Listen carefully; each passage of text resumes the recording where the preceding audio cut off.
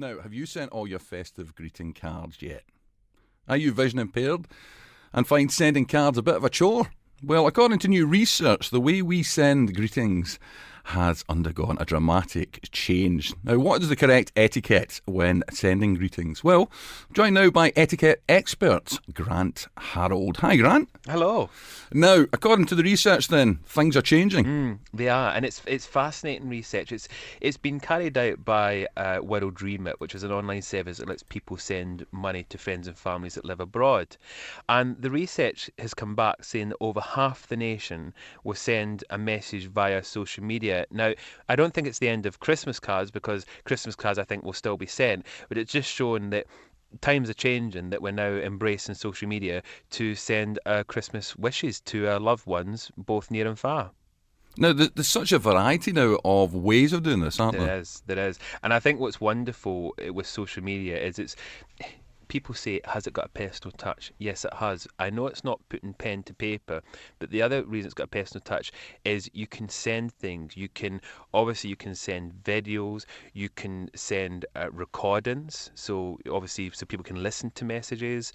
There's ways of it just makes things the world a bit of a smaller place, where you can connect with your loved ones instantly. You don't have to kind of wait for something to come through the post, and it's not just with cards, it's the same with presents. Again, if you live overseas and there's no guarantee that a gift will arrive on time or will arrive in one piece, where World Remit, who have done the survey, they do transferring money, and again people say, is it the done thing to send money to somebody? Absolutely, because why buy a gift for somebody where it could be the wrong gift if you're not sure what they like, or as I said, it could get damaged. Where if you send money, they can get something that they need or something that they really want, and I'm sure it's something that whenever they see it or look at it or touch it, they'll always remember that that was from that loved one. So it is quite a special thing to do. You can send me money anytime. That's what I actually said as well. Anyone can send me money if they wish. I'm more than happy. Is this a generational thing, though?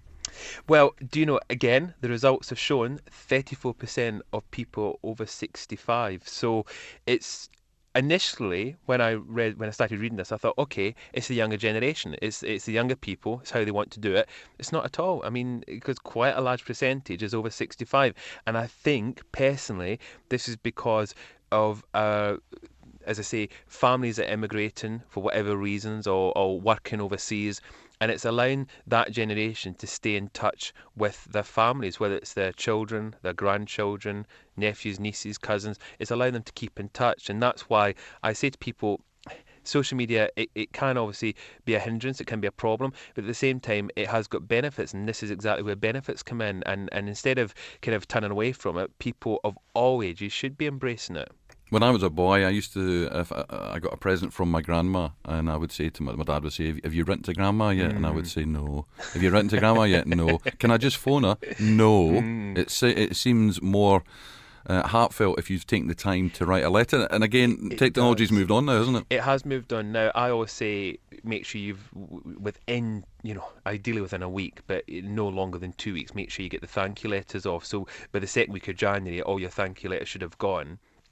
But because of technology, there's no reason why you can't send a thank you message.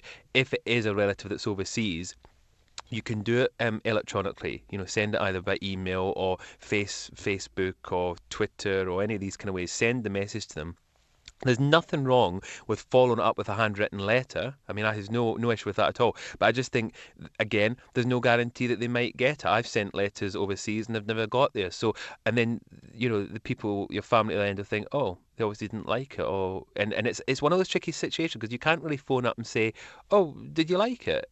So I think that's what it's good to, with social media, use it. It's there. Make the most of it. Now, a lot of our audience, Grant, have got varying levels of visual problems. Yes. Some no sight and some with a little sight. So Ironically, actually, social media, the ones that are accessible, is actually an easier way for our audience to interact. So you've got Facebook, which I know can be used. Some of these things work on iPhone but not on Android. But you've got various ones like Skype as well. Exactly. And LinkedIn, of course, as well. For visually impaired, I mean, that's what's fantastic is WhatsApp. What a great way to communicate, because you've got the phone button on it, so you can call anybody in the world, obviously over Wi-Fi, and it's technically it's free. It's the same with obviously we've got mobile phones you can do that with. I even discovered Snapchat, which I'm quite new to Snapchat. I have set up a Snapchat account. I'm having a go with it. And I know it's visual, but there is audio. I discovered the other day you can use it for audio. So what's wonderful with a lot of these apps, they are making them that it's not just about visual, it's also about obviously hearing things as well. And that's what is fantastic. So again, if you want to pass on a message to a loved one who maybe is visually impaired, why not use one of these ways of getting in touch with them and letting them know? And you can record it. It doesn't need to be like, as you know, you can do a recorded message and send it as a recorded, so you don't need to be on the actual phone. It's just a fun way of sending a thank you. I was looking at some of the reasons why it's better as well. It's cheaper using social media. Also, the post can be a bit slow, and it can be quite expensive as well. It can be slow, and as you say, unfortunately, prices are going up with the stamps, so it is getting more expensive. And you know, as I said, there's not always a guarantee that it will get from A to B. It should, but there isn't a 110% guarantee, unless obviously you're going to send out special delivery. That's going to cost more. So I think that's the problem, is doing it this way with social media. It's just, I wouldn't say it's to replace it. I would say it's something to go hand in hand. It's also a backup. You know, it's just make sure that you do get the message, because at this time of the year, you want your loved ones to know that you're thinking of them, they're in your minds. You want to tell them how much they mean to you, how much you love them. And it doesn't really matter how you do that, as long as in some shape or form you do that.